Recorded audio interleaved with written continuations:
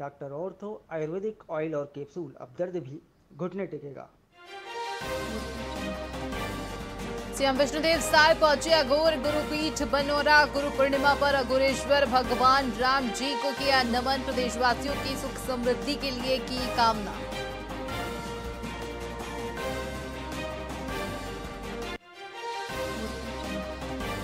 रायपुर रायगढ़ में तेज बारिश, दोपहर में छाया अंधेरा। छत्तीसगढ़ के कई जिलों में भारी बारिश का कहर।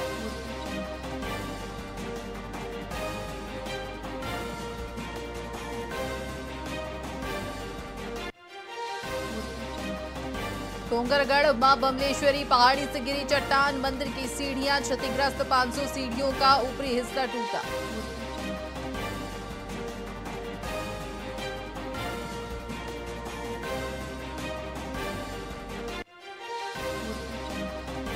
सुकमा में नक्सल उन्मूलन अभियान में 6 नक्सली गिरफ्तार, इनमें 2 इनामी नक्सली भी शामिल। विस्फोटक सामग्री बरामद।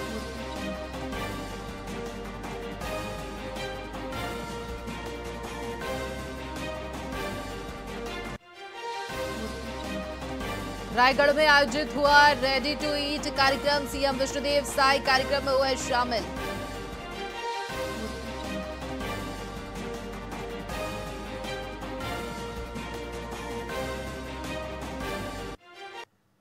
नमस्कार, स्वागत है आपका वीआईपी न्यूज में। मैं हूं आपके साथ आयुषी सोनवानी। रुक करेंगे खबरों की ओर। कोरबा जिले के बांकी मोगरा क्षेत्र में मानवता को शर्मसार कर देने वाली घटना सामने आई है। सीईएसएल कॉलोनी में अधजली हालत में मिले 65 वर्षीय गीता श्री विश्वास के शव को पोस्टमार्टम के लिए ले जाने के लिए एसईसीएल अस्पताल में एम्बुलेंस तक नहीं मिली। पुलिस को शव वाहन भी उपलब्ध नहीं हो पाया, जिसके कारण मृतका का शव नगरपालिका की कचरा गाड़ी में ले जाना पड़ा। घटना की गंभीरता को देखते हुए पुलिस अधीक्षक सिद्धार्थ तिवारी ने बांकी मोगरा थाना के एएसआई पृथ्वीराज मोहंती को लापरवाही के आरोप में निलंबित कर दिया है। वहीं आम जनता ने इस अमानवीय कृत्य की कड़ी निंदा की है और दोषियों के खिलाफ सख्त कार्रवाई की मांग की।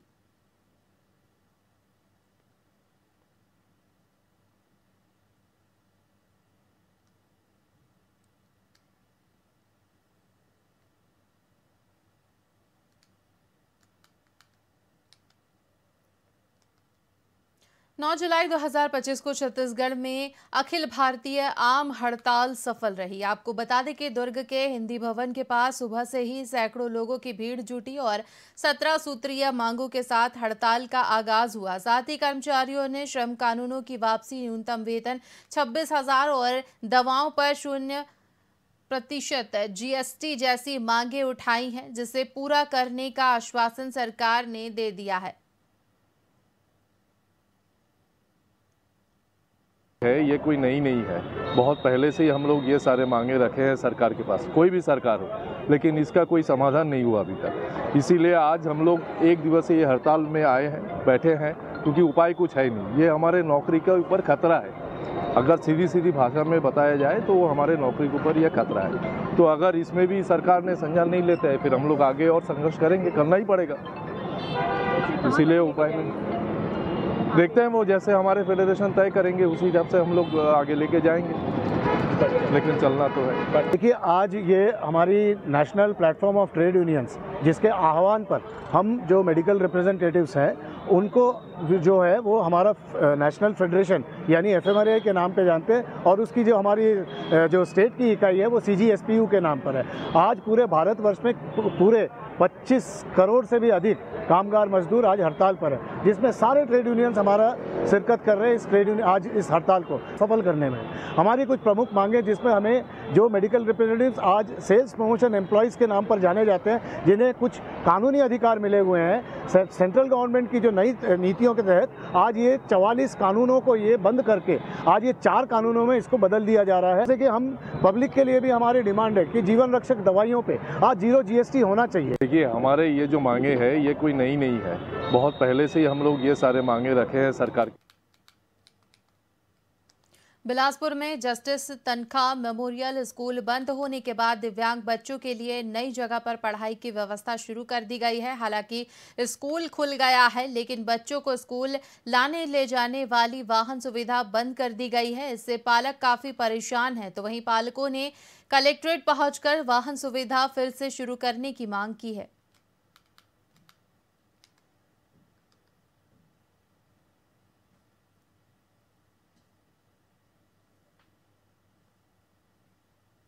मैं मेरी बच्ची जो तनखा मेमोरियल स्कूल मैग्नेटो मॉल के पास था, वो स्कूल बंद हो चुका था। फिर हम लोग ऐसे ही सभी पेरेंट्स यहाँ आए, कलेक्टर ऑफिस में आके उससे रिक्वेस्ट किए कि स्कूल फिर से दे दो करके, तो हमको दिए भी जगमल चौक के पास।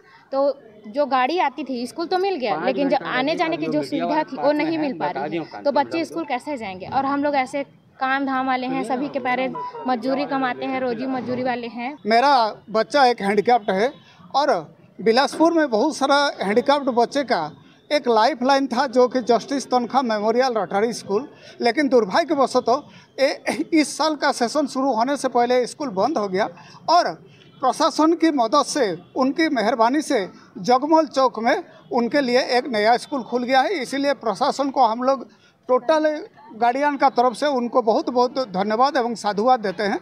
लेकिन दुख का बात यह है कि जो स्कूल बसेस जो चलता था जस्टिस तनखा मेमोरियल स्कूल में, वो बसेस अभी तक स्कूल को मिल नहीं पाया है।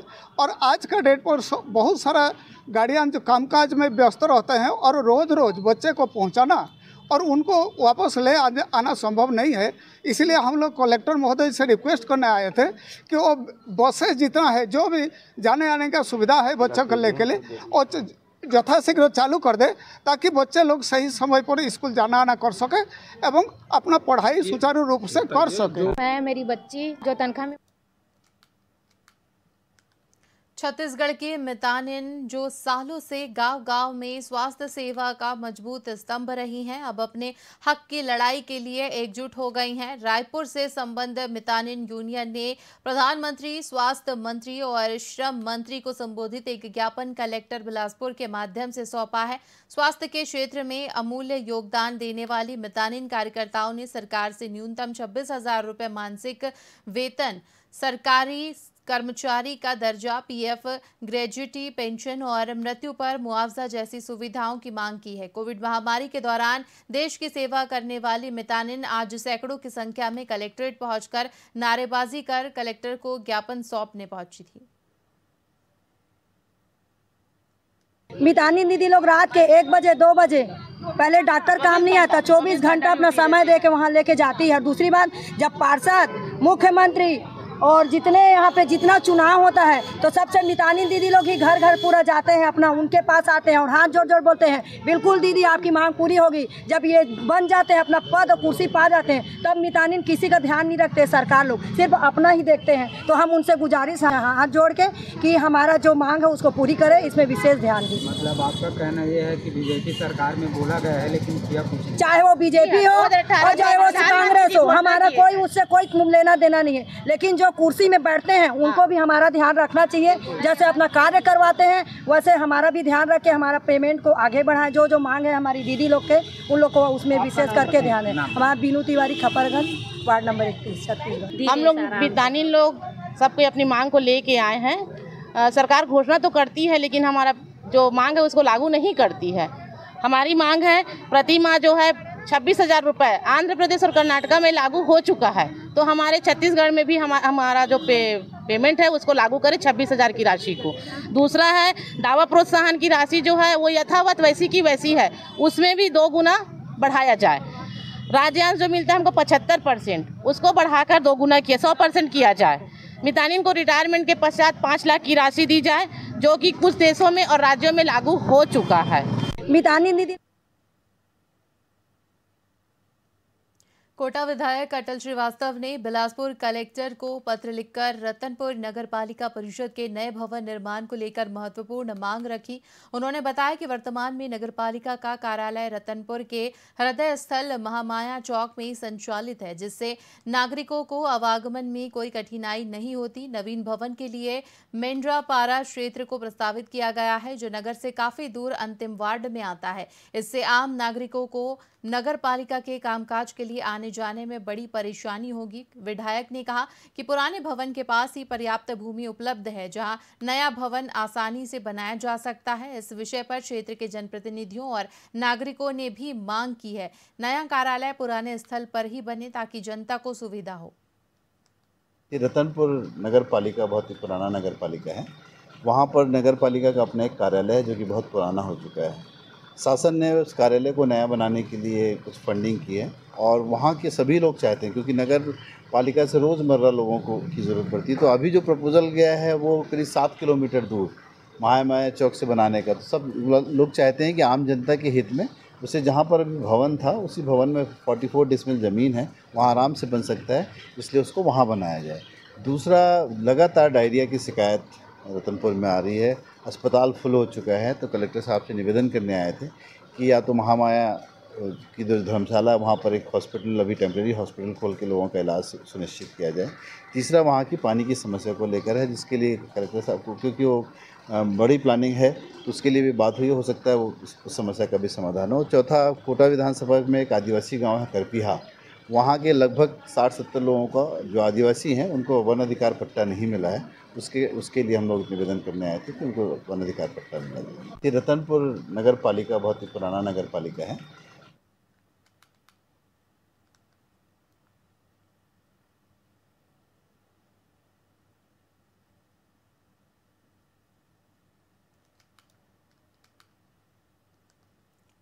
शहर की सड़कों पर घूमते मवेशी अब हादसों का कारण बनने लगे हैं। इसके लिए यातायात पुलिस ने एक सराहनीय पहल शुरू की है, जिसमें मवेशियों के सींग और गले में रेडियम पट्टियां लगाई जा रही हैं, ताकि रात में वाहन चालकों को दूर से ही उनकी मौजूदगी का पता चल सके। आपको बता दें कि एएसपी ट्रैफिक रामगोपाल करियारे ने बताया कि ये कदम दुर्घटनाओं की रोकथाम और गौवंश की सुरक्षा के लिए उठाया गया है।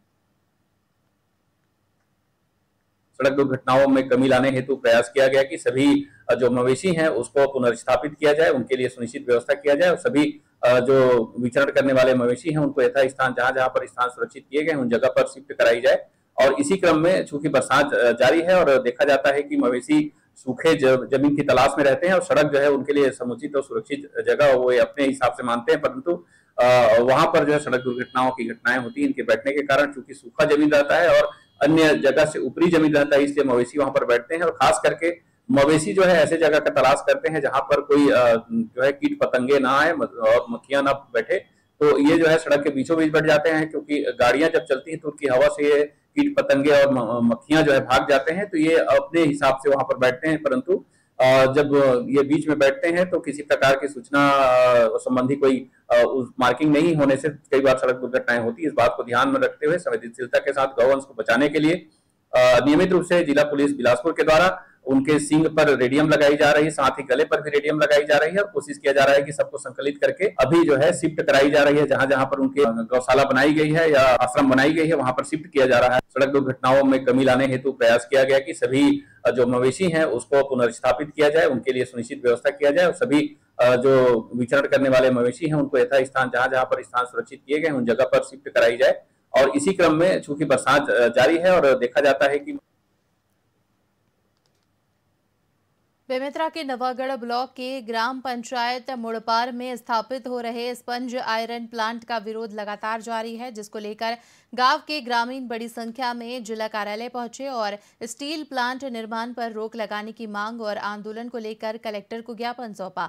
ग्रामीणों ने बताया कि कई बार फैक्ट्री के खिलाफ प्रदर्शन और बंद कराने को लेकर आवेदन भी दिया गया है, लेकिन कोई ठोस कार्रवाई नहीं हुई है। वहीं संगठन के लोगों ने 13 जुलाई को ग्राम संबलपुर के रानी अवंतीबाई चौक में आंदोलन कर चक्का जाम करने की बात कही। हालांकि मामले में कलेक्टर ने एसडीएम को जांच के निर्देश दिए हैं।